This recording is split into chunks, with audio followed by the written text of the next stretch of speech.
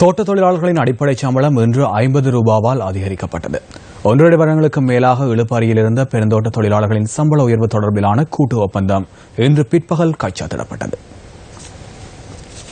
730 ரூபாய் சம்பள உயர்விற்கான உடன்படிக்கையில் தொழிற்சங்கங்களும் முதலாளிமார் சம்மேளனமும் இன்று கைச்சாத்திட்டன. அபிவிருத்தி மூலோபாயங்கள் மற்றும் சர்வதேச வர்த்தக அமைச்சில் இந்த உடன்படிக்கை கைச்சாத்திடப்பட்டமை குறிப்பிடத்தக்கதாகும்.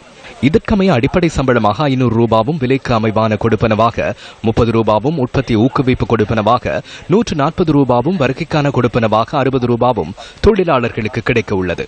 கூட்டு ஒப்பந்தம் தொடர்பிலான பேச்சுவார்த்தை தொழிற்சங்க பிரதிநிதிகளுக்கும் முதலாளிமார் சம்மேளனத்துக்கும் இடையில் நடைபெறுவது வழமையாகும். எனினும் இம்முறை இந்த பேச்சுவார்த்தையில் அரசாங்கத்தை பிரதிநிதித்துவப்படுத்தும் சில அமைச்சர்களும் கலந்து கொண்டிருந்தமை குறிப்பிடத்தக்கதாகும். இன்றைய தினம் உடன்படிக்கையில் இலங்கை தொழிலாளர் காங்கிரசின் பொதுச் செயலாளர் பாராளுமன்ற உறுப்பினர் ஆறுமுகன் தொண்டமான், தேசிய தோட்ட தொழிலாளர் சங்கத்தின் பொதுச் செயலாளர் பாராளுமன்ற உறுப்பினர் வடிவேல் சுரேஷ், பெருந்தோட்ட தொழிற்சங்க கூட்டமைப்பின் செயலாளர் நாயகம் எஸ் ராமநாதன் மற்றும் முதலாளிமார் சம்மேளன பிரதிநிதிகள் கைச்சாத்திட்டனர். இந்த சந்தர்ப்பத்தில் அமைச்சர்களான மாலிக் சமரவிக்ரம, WDJ சென்வரத்ன, நவீன் திசாநாயக்க, மஹிந்த அமரவீர் ஆகியோரும் பிரசன்னமாக இருந்தனர்.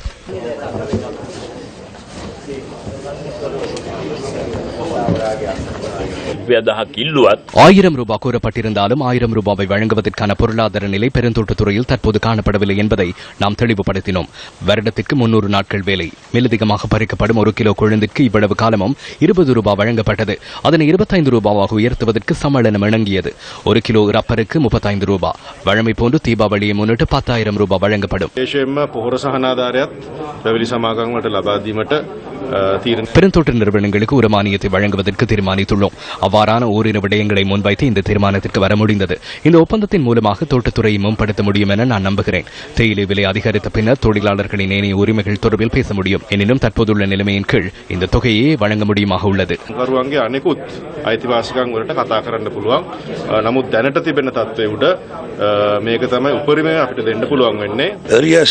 கட்டாயங்களுக்கு வேணுங்கிற அந்த ப்ரொடெஸ்ட் தான் சைன் பண்ணியிருக்கோம் இலங்கை தொழிலாளர் காங்கிரஸை பொறுத்தளவு.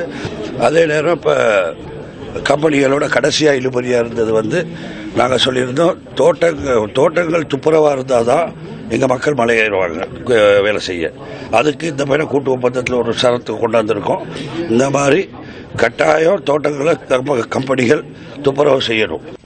இதேவேளை கூட்டு ஒப்பந்தம் கைச்சாத்திடப்பட்டதை அடுத்து இலங்கை தொழிலாளர் காங்கிரஸ் தலைமையகத்தில் ஊடக சந்திப்பு ஒன்று நடைபெற்றது. முதல்ல தோட்ட முதலாளிமார் சம்மேளனம் சொன்னாங்க 300 நாள் கொடுக்க முடியாதுன்னு. அதையும் பேசி முடிவு பண்ணியிருக்கு. ஒரு வருஷத்துக்கு 300 நாள் கட்டாயம் அது எங்களுக்கு வேணும்னு சொல்லி போன பயணம் சம்பள உயர்வில் அதுக்கு முந்தின பயணம் சம்பள உயர்வு வாங்குற நேரம் 4 மாதம் அரியர்ஸ் வாங்கி கொடுத்தோம். இந்த பயணம் சம்பள உயர்வு அரியர்ஸ் வேணும்னு கேட்குற நேரம் கம்பெனிகள் சொல்கிறாங்க, இந்த மாதிரி அரசாங்க சில அமைச்சர்களோ ஒரு தொழிற்சங்கம் ஒப்ப வச்சதுனால அவங்க ஒப்ப வச்சிருக்காங்க, எங்களுக்கு அரியர்ஸ் எந்த கொடுப்பனமும் வேணான்னு சொல்லி அதை நாங்கள் ஏற்றுக்கிற முடியாது, எங்களுக்கு அரியர்ஸ் வேணும். எங்களுடைய இலக்கு 1000 ரூபா. ஆனால் 730க்கு நாங்கள் ஒத்துக்கிற வேண்டிய சூழ்நிலை வந்தது. ஒன்று இன்னைக்கு உள்ள சூழ்நிலையும், இன்னொரு அடுத்த வாரத்தில் தீபாவளி வருது. தீபாவளிக்கு ஒட்டுமொத்தமாக 10,000 ரூபா அட்வான்ஸ் கொடுக்குறதா ஒத்துருக்காங்க. நாளையிலேருந்து அது சம்பந்தமாக எல்லா கம்பெனிகளுக்கும் நாங்கள் பேசி உடனடியாக அந்த 10,000 கொடுக்க வைப்போம். அது ஒத்துருக்காங்க இன்னைக்கு.